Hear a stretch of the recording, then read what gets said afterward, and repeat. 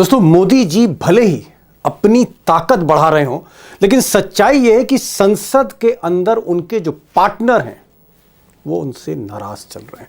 और खासकर नायडू बाबू जिनके समर्थन से मोदी जी की सरकार चल रही है।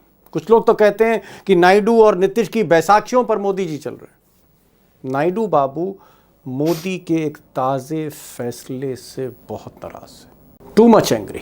दरअसल मोदी सरकार एक नया कानून लेकर आ रही है, या यूं कहें कि मोदी कांग्रेस के पुराने कानून, पुरानी योजना मनरेगा जो रोजगार गारंटी स्कीम थी, उसको खत्म करके अपनी रोजगार गारंटी लेकर आ रही है। अब ये जो कानून है, इस पर नायडू सरकार को बड़ा ऐतराज है।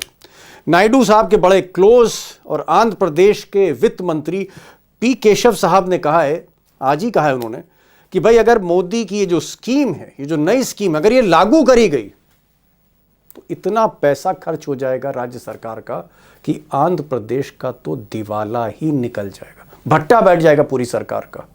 एक्चुअली नायडू बाबू का जो स्टेट है आंध्र प्रदेश, वो पहले से कर्जे में डूबा हुआ है। अगर आप लेटेस्ट फिगर देखें तो तकरीबन 4.5 लाख करोड़ से ज़्यादा का कर्जा आंध्र प्रदेश पर है। और मोदी की ये स्कीम अगर लागू हुई, सरकार ने उस पर पैसा खर्च किया, तो वित्त मंत्रालय का कहना आंध्र प्रदेश के कि भाई सरकार की तिजोरी ही खाली हो जाएगी। तो कहीं ना कहीं नायडू सरकार का या नायडू बाबू का ये जो ऐतराज है, भाई है तो लाजमी। अब मोदी जी की स्कीम को लेकर थोड़ी सी टेंशन है एनडीए में, और उसकी वजह यह है कि 3 सिचुएशंस हैं नायडू बाबू के आगे या एनडीए के पार्टनर्स के आगे। और वो ये कि क्या नायडू बाबू खुलकर विरोध करेंगे इस बिल का, इस कानून का, या फिर वो इंतजार करेंगे कि भाई कोई नीतीश कुमार या कोई और साथी एनडीए का थोड़ा सा हल्ला मचाए, एक नाथ शिंदे टाइप, तो फिर उनको थोड़ी ताकत मिले। क्या ये सिचुएशन है कि नायडू बाबू इंतजार कर रहे हैं? ये सिचुएशन नंबर 2 है। और सिचुएशन नंबर 3 ये है कि अगर नायडू बाबू ने थोड़ी सी नाराजगी जाहिर की, तो क्या अमित शाह, मोदी जी के Chanakya, CBI, ED, income tax इसकी चाबी कस देंगे? क्योंकि नायडू बाबू पर केस तो हैं।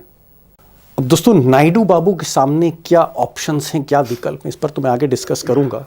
कुछ खास बातें अंदर की आपके सामने रखूंगा, लेकिन पहले जरा मोदी जी की साहब ये स्कीम तो जान लें कि भाई ये जो कानून है, इसके पीछे क्या चालाकी है, क्या खेल है कि सारी राज्य सरकारें आग बबूला हैं, बौखलाई हुई हैं। और नायडू बाबू भी कहीं ना कहीं परेशान तो हैं, आफत में तो हैं। दरअसल मोदी जी कांग्रेस की जो पुरानी स्कीम थी मनरेगा, आपको याद आ रहा होगा, जिसमें गांव-गांव किसानों को, गरीब लोगों को, जनता को रोजगार दिया जाता था। कोई तालाब खोदता था, कोई खेत की मेड़ बनाता था। ये जो काम लिया जाता था, इसमें रोजगार साल में कुछ पर्टिकुलर डेज में गांव वालों को पैसा मिलता था, इसीलिए रोजगार गारंटी कहा जा रहा है। महात्मा गांधी के नाम पे स्कीम थी, मनरेगा कही जाती थी।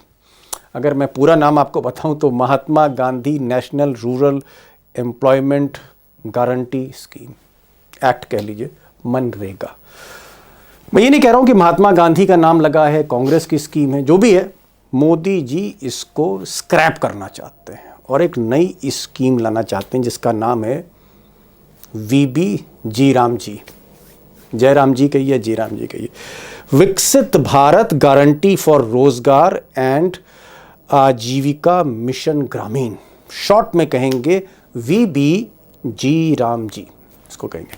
अब इस स्कीम का मैं नाम पर नहीं जा रहा हूं, इस स्कीम के मैं असली ऑपरेटिव पार्ट पे आ रहा हूं, जहां नायडू बाबू को ऐतराज है, जहां पर नायडू बाबू के वित्त मंत्री को ऐतराज है, जहां नायडू बाबू के वित्त मंत्रालय के अफसरों को ऐतराज। अब मैं उसके कारण पर आ रहा हूं, असली मुद्दे पर आ रहा हूं, जिस पर हाय तौबा मची है।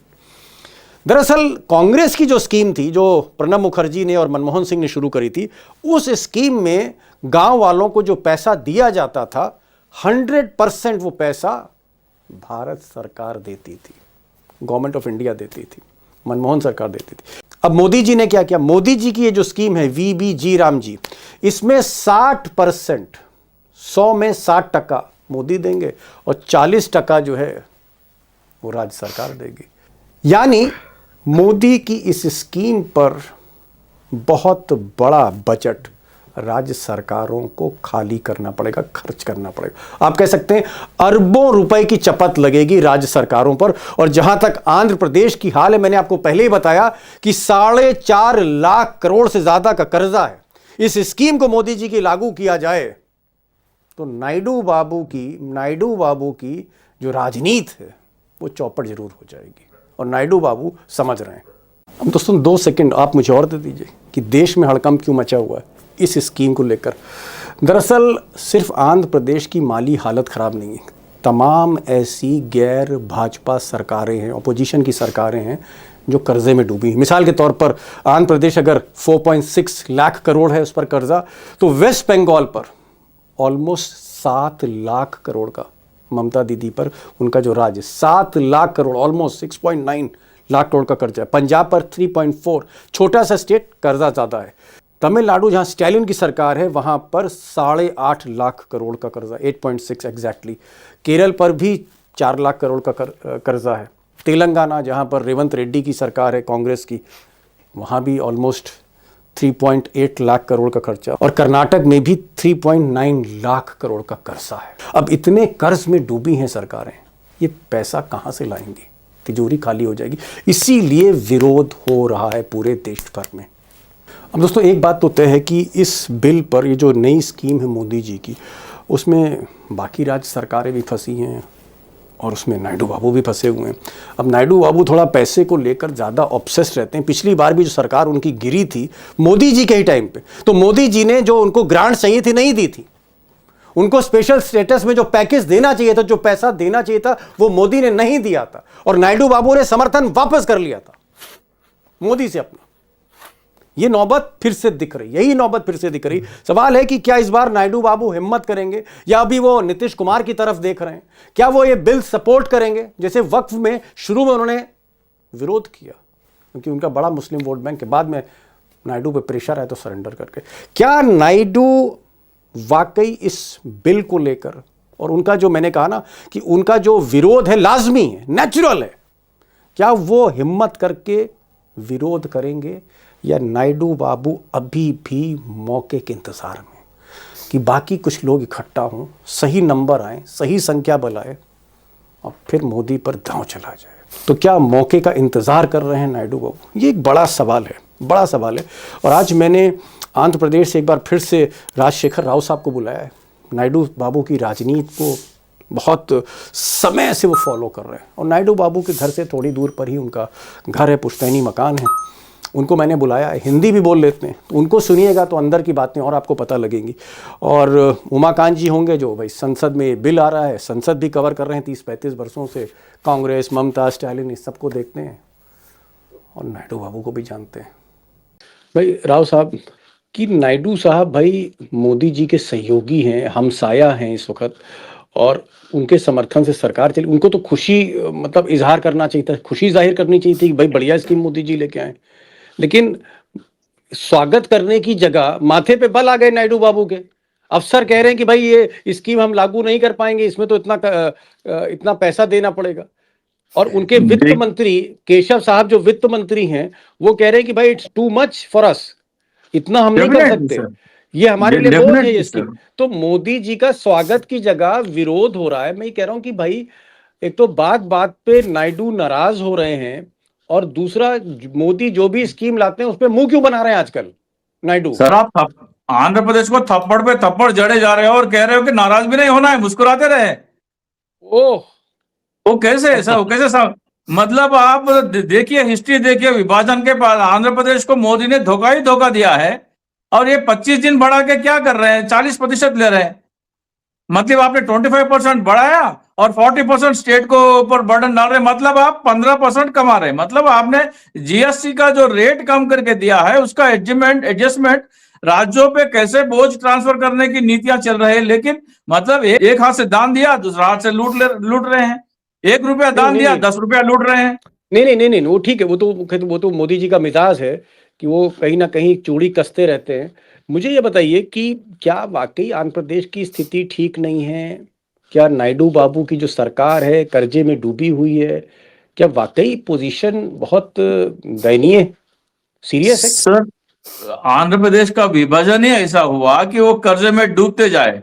उस कर्जे से उभरने के लिए ही 10 साल का स्पेशल कैटेगरी स्टेटस का आश्वासन दिया गया। अब वो आश्वासन आप नहीं दे रहे हैं, कह रहे हैं कि आंध्र प्रदेश कर्जे में डूबा हुआ है, और कर्जे में ओके डूबे हुए स्टेट को आप जो उसको सांत्वना देना है वो तो आप नहीं दे रहे हैं।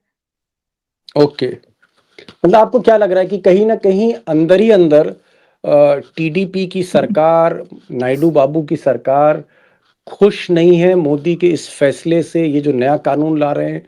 क्या आपको लगता है कि नाराजगी और बढ़ रही है? सर, 5 करोड़ आंध्र प्रदेश की जनता में ना कोई पॉलिटिशियन मोदी से खुश है, ना कोई जनता खुश है। हर कोई नाराज ही नाराज है। लेकिन चंद्रबाबू नायडू की काफी मजबूरियां हैं कि उनको जबरन शादी करनी पड़ रही है एनडीए के साथ, जबरन ओके उस गुट में रहना पड़ रहा है। वरना अगर उनको नहीं तो उनका पॉलिटिकल करियर, उनका बेटे का पॉलिटिकल करियर जगनमोहन रेड्डी खत्म कर देंगे। जगनमोहन रेड्डी ओके पिछले 5 साल में इतने पॉपुलर हो गए कि उनको उनके पॉलिटिकल बेटे का पॉलिटिकल करियर करीब करीब खत्म ही हो गया था। इसलिए फिर से ओके मोदी से हाथ मिलाना पड़ रहा है। मोदी ओके चाहे आंध्र प्रदेश के ऊपर जितना अन्याय करे, उसके बावजूद मुस्कुराते हुए आंध्र प्रदेश की सहन करना जनता पड़ रहा को है। कर्जे में ढकेलते हुए उसका स्वागत कर रहे हैं। ओके, समझ गया। आप कह रहे हैं कि कहीं ना कहीं दुखती रग जो है इस वक्त नायडू बाबू की, उनका बेटा है। दूसरी तरफ नायडू बाबू पे मुकदमे हैं, उन कई मुकदमों से तो मोदी ने राहत दे दी, लेकिन कई ऐसे मुकदमे जो अभी भी तलवार की तरह सर पर लटके हैं नायडू बाबू के, मजबूरी में साथ दे रहे हैं। वरना नायडू बाबू का बस चले, अगर उनको मौका मिले तो रातों रात मोदी का साथ छोड़ दें। ये सच्चाई है। और ये जो एक बात नई बोलूं स्कीम, सर, आप 25 सांसदों का आश्वासन दे दें, चंद्रबाबू नायडू स्वयं जाके मोदी को कुर्सी से उतार देंगे। 25 अरे और बाप रे बाप। सांसदों का, 20 ओके, आशा तो हमारे पास है ऑलरेडी, 25 और का तो आप आश्वासन दे दें, मतलब आप कह चंद्रबाबू रहे हैं नायडू कि जाके स्वयं उतारेंगे ना मोदी को। इतना आप कह रहे गुस्सा हैं है कि मोदी से। आप कह रहे हैं कि 272 का बहुमत है, 272 से 25 ज्यादा, ये आप बोल रहे हैं?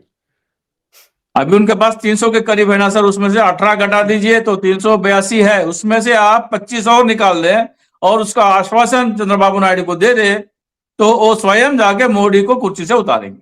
ठीक, 25 सांसद और मिल जाए तो नायडू बाबू मोदी को मतलब खुद कुर्सी टोटल से उतार देंगे। 43, ठीक, गॉट इट 43 गॉट इट चाहिए got it total. Got it. मैं जरा लखेड़ा साहब के पास आ रहा हूँ। लखेड़ा साहब, क्योंकि आप बहुत करीब से नायडू बाबू को जानते हैं और 25-30 साल से, और आप कह रहे हैं कि भाई नायडू बाबू थोड़ा कूल माइंड आदमी है, समय पे ही फैसला लेते।